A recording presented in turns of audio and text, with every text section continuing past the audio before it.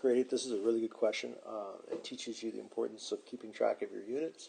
It also deals with the left-hand side of the equal sign, algebra, reducing to lowest terms. This is a fantastic question. I like this one. So I'm going to start off with reading it. Find the diameter of each circle to the nearest unit.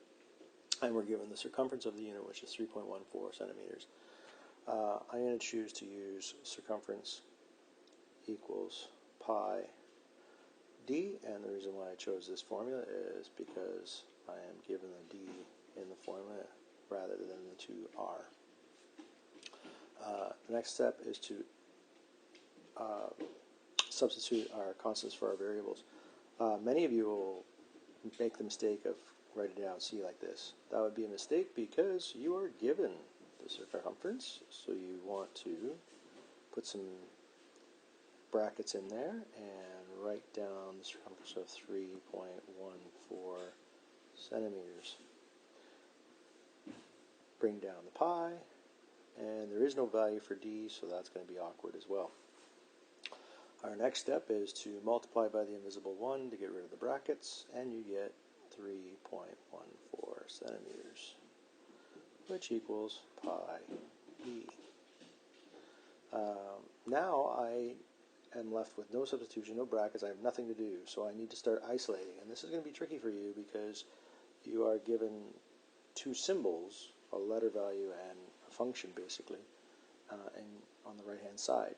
And we want to isolate for d, so that means we have to get rid of the pi. So we have to eliminate this pi. So we have to ask ourselves, what is the operation between the pi and the diameter?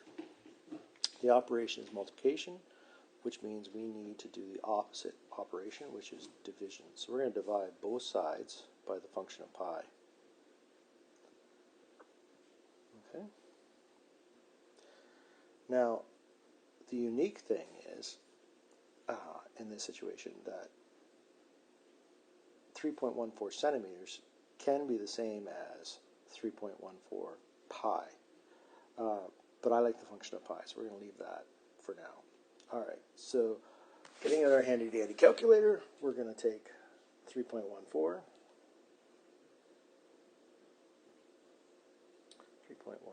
and divide it by pi, and I get 0.999, and that is centimeters. And on the right-hand side, I can reduce this semi-fraction here by crossing these out, and pi divided by pi would be 1. 1 what? D. And that's our answer.